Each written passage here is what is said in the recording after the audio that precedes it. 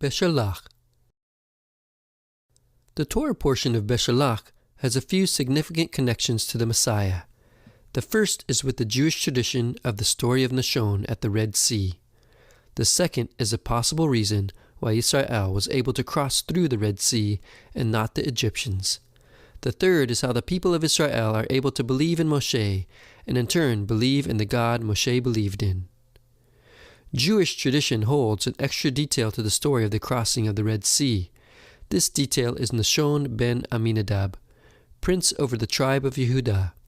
The Torah mentions Nachshon 6 times, calling him the prince, giving his genealogy, and relating that Nachshon is the brother-in-law of Aharon. In the Talmud, Sotah 37a, the story of Nachshon is told. Rabbi Yehuda said, "None of the tribes were willing to go first into the sea. Then Nachshon, the son of Aminadav, leapt forth, descended into the sea." Regarding his struggle in the sea, the scriptures say in Psalm 69, "Save me, O God, for the waters have threatened my life. I have sunk in deep mire, and there is no foothold. I have come into deep waters, and a flood overflows me. May the flood of water not overflow me, nor the deep swallow me up, nor the pit shut its mouth on me." Meanwhile, Moshe was busy making long petitions of prayer. The Holy One, blessed be He, scolded him. "My beloved ones are about to drown in the sea, and you are making long prayers before me?" Moshe asked him, "Master of the universe, what can I possibly do?" He answered in Exodus 14 verse 15, "Why are you crying out to me? Tell the sons of Israel to go forward.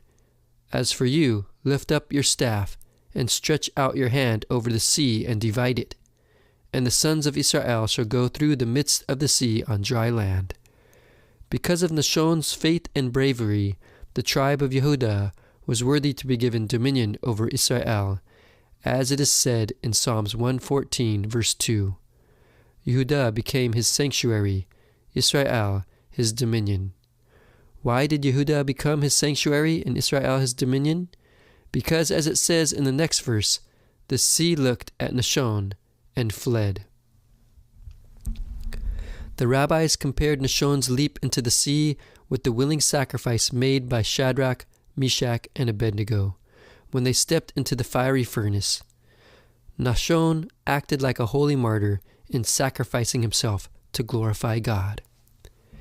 It says in the Mechilta, "What did Israel say at the sea?" They said in Exodus 15 verse 18, "The Lord shall reign forever and ever. The Holy One, blessed be He, therefore said, I will make him king, because he was the reason they proclaimed me as king at the sea."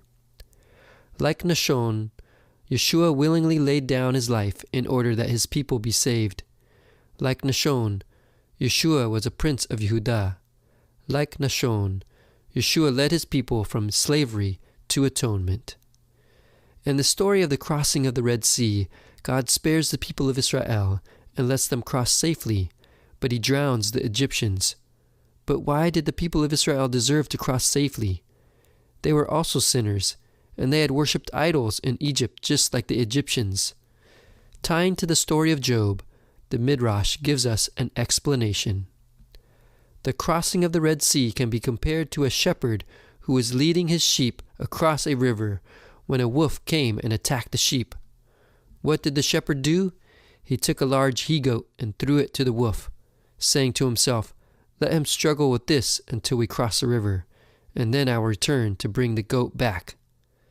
So too, when Israel departed from Egypt, the angel Samael, i.e. Satan, arose to accuse them, pleading before the Almighty, Master of the universe, "Up until now Israel has been worshipping idols, and now you are going to divide the sea for them?"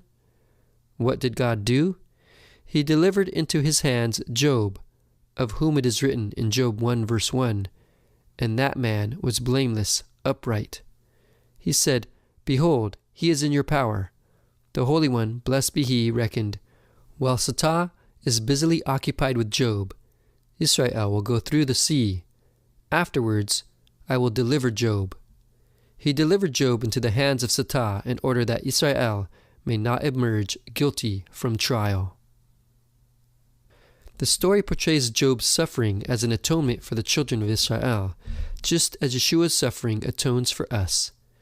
In Exodus 14 verse 31 it says, "And Israel saw the great work which the Lord did upon the Egyptians, and the people feared the Lord, and they believed in the Lord, and in his servant Moshe." Israel's moment of personal faith occurred on the shore of the Red Sea. After they saw that Pharaoh's army had been destroyed and that God had used Moshe to deliver them, they faithfully placed their faith in God and in his servant Moshe. Each part of this verse has a special meaning. It says first that they feared the Lord, meaning that they understood that God punishes the wicked and rewards the righteous. It says second that they believed in the Lord, meaning that they believed in his power to save. Third, they believed in his servant Moshe, meaning that they believed that Moshe was sent by God to serve them. These three things summarize what we need in order to have faith. Belief in Moshe requires more than simple theism. Believing in God is one thing, but to believe in Moshe requires believing in God as he is revealed through the Torah of Moshe.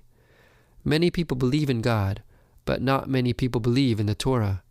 Not many people believe in God as the God Moshe believed in. This is why the Mechilta, an ancient commentary on Exodus, says, "One who believes in Moshe believes in God." Someone that believes in the Torah believes in more than just a vague sense of a higher power. He believes in the God of the Bible. Yeshua made a similar statement in John 14 verse 1. "Let not your heart be troubled. Ye believe in God, believe also in me." Just as Israel believed in Moshe, we need to believe in Yeshua. Moshe saved the people of Israel from Egypt, from Pharaoh, and from the Red Sea. Yeshua saves us from sin, from Satan, and from death. Both Nachshon and Job give us stories of sacrifice and atonement that points towards Yeshua.